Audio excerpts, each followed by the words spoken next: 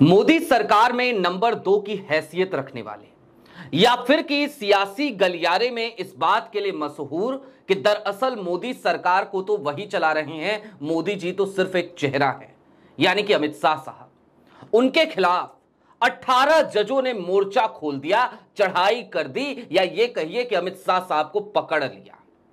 और ऐसे में सवाल यह भी कि यदि बाबा साहेब वाली फाइल खुल गई तो फिर क्या होगा?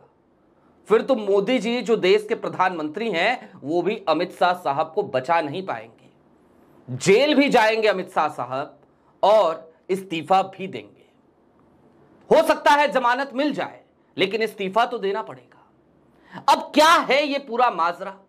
ये कौन सी 2 खबरें हैं आई हैं ऐसी जिसने दिल्ली दरबार को हिलाकर रख दिया है? जरा एक एक गुत्थी को इत्मीनान से समझेंगे, इत्मीनान से सुलझाएंगे। नमस्कार, मैं स्वप्निल और आप मुद्दा देख रहे हैं। दोस्तों, आगे बढ़े उससे पहले एक छोटी सी अपील है जो हमारी मजबूरी भी है। मुद्दा इन दिनों एक गंभीर आर्थिक संकट से जूझ रहा है। हमारे मेन बैंक अकाउंट बीते कई महीनों से फ्रीज चल रहे हैं। दूसरी तरफ हमारे 2.5 साल पुराने चैनल को भी 2 महीने पहले डिलीट कर दिया गया। लेकिन हम रुके नहीं, थके नहीं, डरे नहीं, झुके नहीं। बेबाकी के साथ सत्ता से सवालों का सिलसिला यहां जारी है। डे टू डे ऑपरेशंस में हमें मुश्किलों का सामना करना पड़ रहा है। ऐसे में यदि आप सक्षम हो, यदि आप चाहें तो छोटी छोटी मदद मुद्दा की जरूर कीजिएगा। इसके लिए स्क्रीन पर दिख रहे QR कोड या नीचे दिख रहे UPI नंबर का आप इस्तेमाल कर सकते हैं। अपील में जो वक्त लगा इसके लिए मैं माफी चाहता हूं और अब सीधे आपको खबर की तरफ ले चलता हूं। आज सुबह हुई और हड़कंप मच गया। दिल्ली दरबार बैकफुट पर। और क्यों आया ये? क्या हुआ ऐसा? अमित शाह साहब ने ऐसा कौन सा फिर से अपराध कर दिया जो अपराध उनको भारी पड़ा? मैं इसे बड़े गंभीर शब्दों में अपराध कह रहा हूं, बड़ी गंभीरता के साथ। बाबा साहेब को लेकर जो बयान दिया था वो तो आपको याद ही होगा। दिसंबर में याद है ना, खूब हंगामा कटा था। माफ कीजिएगा, नवंबर में खूब हंगामा कटा बाबा साहेब को लेकर के। उनका अपमान जिस तरीके से सदन के भीतर किया अमित शाह साहब ने राज्यसभा में। लेकिन अभी हालिया दिनों में उपराष्ट्रपति पद के उम्मीदवार यानी कि बी सुदर्शन रेड्डी, जो इंडिया गठबंधन की तरफ से उम्मीदवार हैं और साथ ही साथ पूर्व जज रहे हैं सुप्रीम कोर्ट के, उनके खिलाफ टिप्पणी कर दी भाई साहब।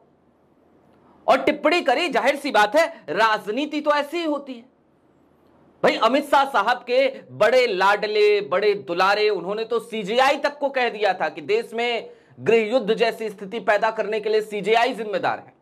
यह टिप्पणी निशिकांत दुबे साहब की थी।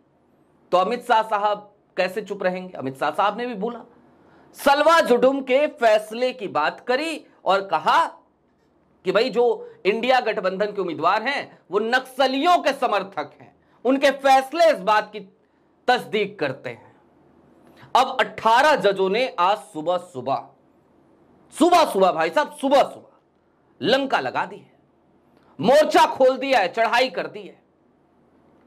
अच्छा, इसमें 2 वकीलों के भी नाम थे। एक नाम संजय हेगड़े साहब का। तो हमने हेगड़े साहब को मैसेज डाला। क्या है पूरा माजरा वो आपको बताएंगे, लेकिन हमने हेगड़े साहब को मैसेज डाला। हमने कहा जरा वो डॉक्यूमेंट हमें दीजिए, हमें देखना है भाई क्या ऐसा बम फूट गया। तो हेगड़े साहब की जो रिप्लाई आई है वो आपकी स्क्रीन पर है। हेगड़े साहब ने पूरा टेक्स्ट एज इट इज जो था वो उन्होंने भेज दिया। एक ज्वाइंट स्टेटमेंट जारी किया गया है और इस ज्वाइंट स्टेटमेंट में किस किस के सिग्नेचर हैं एक नाम मैं लेता हूं, आप समझ जाइएगा इस मामले की गंभीरता को। सुप्रीम कोर्ट के हालिया दिनों में रिटायर हुए एक जज हैं अभय एस ओक। याद है आपको? वही अभय एस ओक जिन्होंने बतौर जज न्यायपालिका को वाकई में एक मंदिर के तौर पे ट्रीट किया। न्याय का मंदिर बनाने में एक बड़ा योगदान अभय एस ओक का। उधर उनकी मां अंतिम सांसें ले रही थी, इधर अभय एस ओक लोगों को न्याय दिला रहे थे।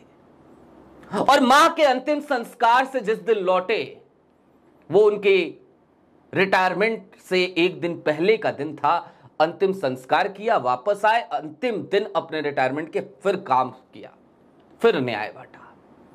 वो अभय ओक भी हैं जिन्होंने ज्वाइंट स्टेटमेंट में हस्ताक्षर किए हैं। अब क्या है ये ज्वाइंट स्टेटमेंट, वो आपकी स्क्रीन पे अंग्रेजी में था, हिंदी में मैं आपको बता देता हूं क्या कहा इन जजों ने, और फिर बाबा साहेब वाली फाइल पे आएंगे। लेकिन पहले जरा ये समझिए, केंद्रीय गृह मंत्री श्री अमित शाह द्वारा सलवा जुडुम मामले में सर्वोच्च न्यायालय के फैसले की सार्वजनिक रूप से गलत व्याख्या करने वाला बयान दुर्भाग्यपूर्ण है। यह फैसला न तो स्पष्ट रूप से और न ही अपने पाठ के आकर्षक निहितार्थों के माध्यम से नक्सलवाद या उसकी विचारधारा का समर्थन करता है।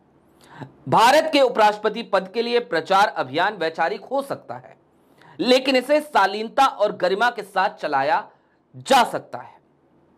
किसी भी उम्मीदवार की तथाकथित विचारधारा की आलोचना से बचना चाहिए।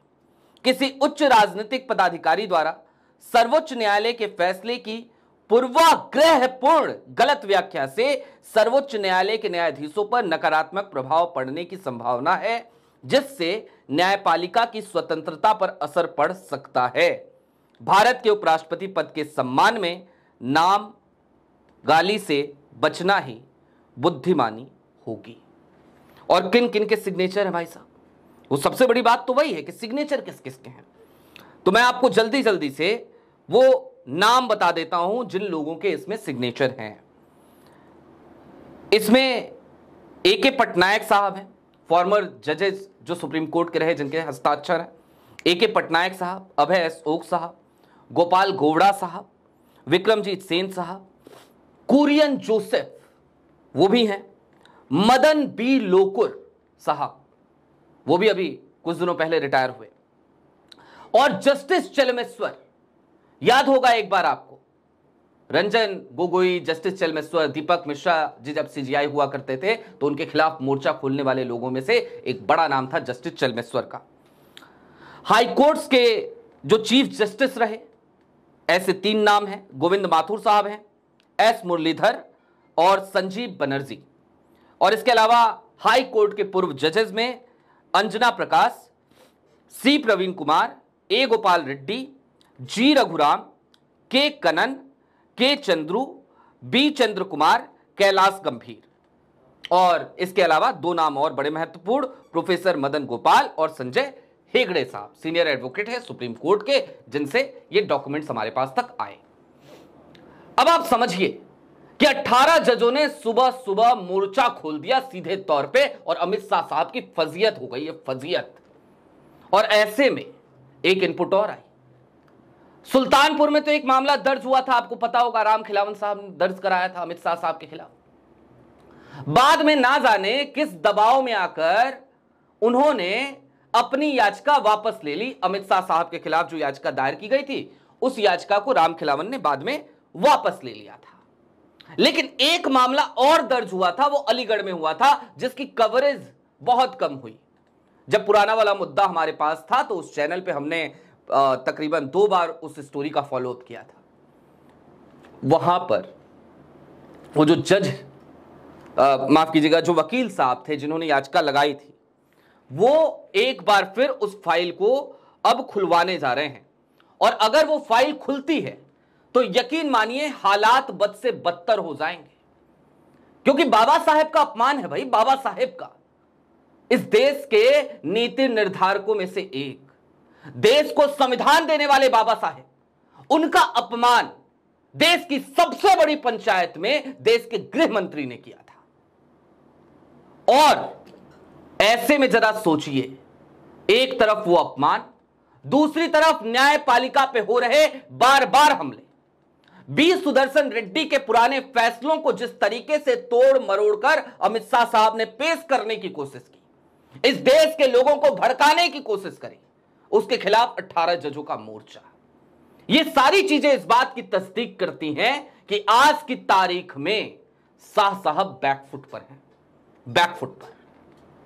आपकी क्या राय है, कमेंट बॉक्स में हमें जरूर बताइएगा।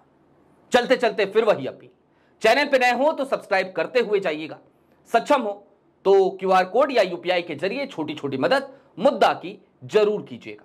शुक्रिया।